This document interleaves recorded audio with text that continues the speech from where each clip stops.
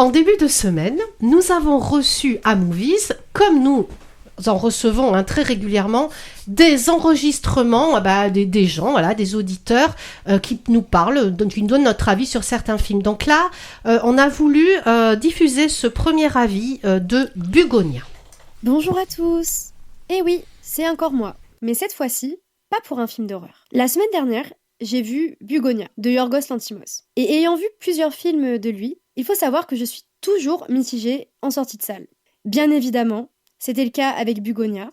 Cette ambiance déjantée et cette manière complètement non conventionnelle d'aborder les thèmes actuels n'est juste pas ma tasse de thé. Mais toujours comme à mon habitude, après quelques heures à digérer, j'ai évolué dans mon avis. Énormément de thèmes sont brassés, je vais pas tous les citer, mais bon, on va commencer par les théories du complot et le fait de croire tellement en quelque chose que tous les médias consommés iront dans notre sens à cause des algorithmes. Également le pouvoir, le contrôle, les élites et les classes populaires. Et comme à son habitude, Lanthimos secoue le système, d'une manière absurde, accompagnée d'une ambiance dérangeante tout du long. Emma Stone, Jesse Plemons et Aidan Delbis nous offrent des performances phénoménales, nous laissant dans le doute jusqu'au bout.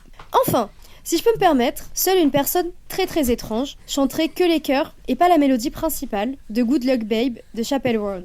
Bref, en conclusion, faites-vous la filmographie de Yorgos Lanthimos, vous ne serez pas déçus. Merci Emilia. Je vais rebondir sur cet avis qui au départ était un peu mitigé. Pas trop. Mais non, pas trop fort. Yorgos Lanthimos, je vous aime beaucoup. Là, je m'adresse à vous. La favorite, The Lobster, Pauvre créature, moi j'aime énormément. Mais là, quand même, une faute de frappe aussi grossière dès le générique. Et sur le titre, un U pour un E.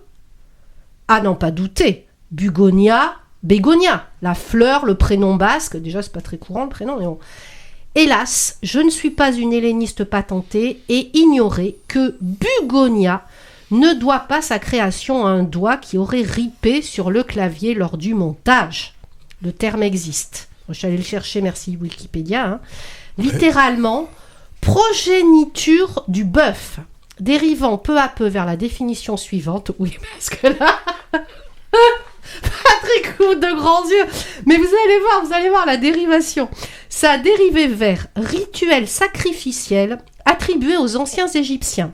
Croyance selon laquelle les abeilles peuvent naître du cadavre d'un bovin. Les abeilles, nous y voilà. Le pouvoir de régénération des abeilles. Eureka! Bien fait de venir. Voilà, tu dormiras moins bête ce soir. Mais Eureka, le voilà le fil rouge de ce film sorti le 26 novembre dernier. Les abeilles. Car le personnage principal masculin, le trentenaire Teddy Gatz, est apiculteur à 16 heures. Quand il n'emballe pas des cartons dans une firme chimique. Qu'est-ce que c'est l'histoire ? Persuadé que des extraterrestres d'Andromède cherchent à coloniser la Terre, à dérégler le climat et à détruire les abeilles, son cousin Don et lui kidnappent Michel Fuller, alias Emma Stone, qu'on a entendu dans le petit passage audio. Michel Fuller, qui est donc la présidente redoutable de ladite firme. Car pour Teddy, sous le tailleur impeccable de la PDG, sous ses talons hauts et ses sourires implacables... Louboutin, j'ai vu que c'était rouge. C'est vrai, c'est Louboutin ? Ah ben, elle se refuse rien. Se cache derrière tout cela une chef alien, une reine de ruche. Là, on est dans l'esprit du héros, bien sûr. Le réalisateur grec retrouve ici le monde des monstres qu'il affectionne, mais aussi, bien sûr, ses acteurs iconiques, à commencer par Emma Stone. Alors là, je l'ai trouvé très en forme, vraiment, dans son rôle trouble, antipathique jusqu'au bout, malgré son statut d'otage sous la torture. Même là, elle reste quand même antipathique. Et Jesse Plemons, primé à Cannes en 2024 pour son triple rôle dans Kinds of Kindness. Excellent aussi. Elle est productrice, j'ai vu même du Oui, film. Elle est productrice, tout à fait. Il campe ici un geek des forums paranormaux qui aurait oublié de grandir. Ce sauveur d'humanité sans envergure, jusqu'au boutiste, parfois touchant, parfois délirant, parfois totalement flippant aussi, est un autodidacte incollable sur les us et coutumes des aliens. Et Plymouth joue avec force conviction ce personnage torturé aux allures de savant, entre parenthèses, pas si fou. Hormis le jeu d'acteur, parce qu'il ne faut pas oublier les seconds rôles, ils ne sont pas en reste, le cousin Benet, le shérif, des fois on se croirait dans Fargo. Hormis le jeu d'acteur, il y a plein d'autres choses que j'ai aimées dans ce film, vous l'aurez compris. La beauté plastique, comme toujours, chez Lanthimos.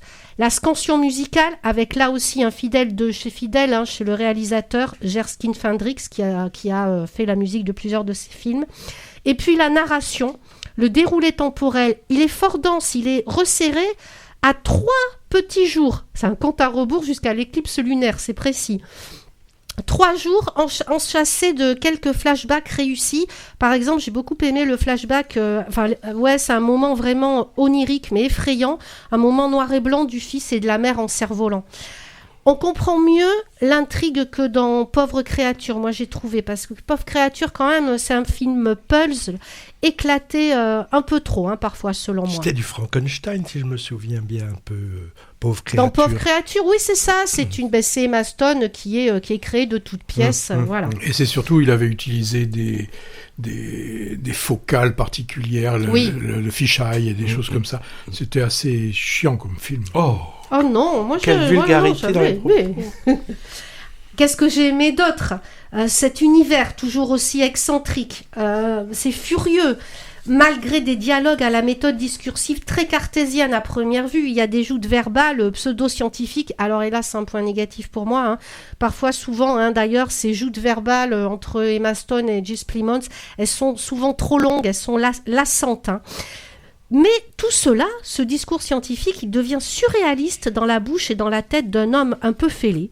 Donc ce Jesse Plemons, fêlé par son enfance et fêlé par sa soif de vengeance. Une vengeance, mais qui se veut béante, ritualisée, obsédante, et on comprendra pourquoi plus le film avance. Alors, tout ça, ça paraît assez glauque, mais nous aussi, j'ai ri franchement parfois. Et pas toujours jaune, et pas jaune, pas noir non plus.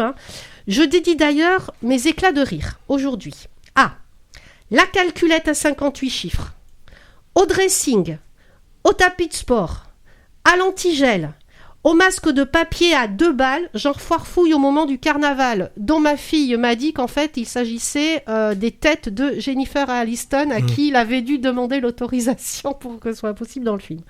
Vous mélangez tout ça et dans le cornet du Bogle, vous obtenez le mot OVNI. Car qu'est-ce que c'est que ce film ? Mais c'est une monstruosité dans son genre. Un drame horrifique, une comédie, un thriller gore. D'ailleurs, en parlant de gore, je trouvais qu'il y avait vraiment des passages un peu inutiles niveau hémoglobine. Est-ce que c'est un polar ? Est-ce que c'est de la SF ? Moi, je pense que c'est un peu tout ça. Et dans tout ça, tout le monde en prend pour son grade. De la biotechnologie aux survivalistes, des théoriciens du complot aux techniques de management, ça c'est assez drôle aussi, du capitalisme aux activistes, etc., etc. Au final, vivent, et au sens propre ici, les abeilles, vivent les simples d'esprit, les chevelures connectées, la galaxie d'Andromède, et bravo, alors vraiment un grand bravo aux tricoteuses XXL qui se reconnaîtront. Moi, ce Yorgos Lanthimos, alors chouchou de la critique et bardé de multiples prix, nous fait des films exacerbés, hystériques, diraient certains, et assez clivants.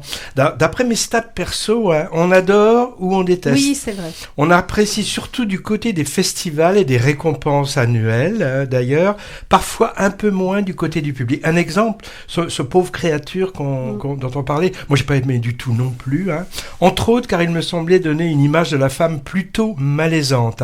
Il a pourtant été élu film de l'année 2024 par la Fédération internationale des critiques de cinéma, après avoir récolté 1 Lion d'or et des Oscars. Moi, de mon côté, je lui trouve un peu trop de cynisme et d'esbrouf à ce cinéaste. Poussons volontiers le bouchon au loin dans ses récits. Le boucher, c'est intéressant ça. dans ses récits et dans ses représentations, pour choquer, il me semble. Mais le malaise passé, souvent, le soufflet retombe à plat. Alors, son Bugonia, Moi, j'appellerais ça une comédie politico-gore qui louche vers la SF. Ouais, c'est ça. Je l'ai davantage apprécié que les précédents. Il fait partie de ces films américains récents, discourant sur l'Amérique contemporaine en décomposition, fracturée sous l'ère Trump, avec ultralibéralisme crasse, exacerbation de la violence, paranoïa et complotisme. Je pense par exemple à Une bataille après l'autre de Paul Thomas Anderson, Eddington, d'Ari Aster, ou Civil War, il y a 2 ans. C'était d'ailleurs avec le même Jesse Plemons, tout aussi barge d'ailleurs. Alors, avec un prétexte de départ écolo, anticapitaliste, Bugonia nous brosse le portrait d'un échantillon de l'humanité quand même pas piqué des vers. Moi, je pense que ce film, j'en suis sûr, le réalisateur, je pense aussi, n'aime guère l'humanité. Et ce côté misanthrope est d'ailleurs poussé à l'extrême, dans une partie finale particulièrement glaçante, qui tranche avec l'aspect comédie qui précède. Alors, on se doit quand même de prévenir les âmes sensibles, que dans ce film, il y a du sang qui gicle pas mal et des têtes qui volent. Notre auditrice dit que c'est pas un film horrifique, mais il y a quand même un peu de ça quand même. J'ai appris que c'était un remake en fait d'un film coréen qui s'appelle Save the Green Planet.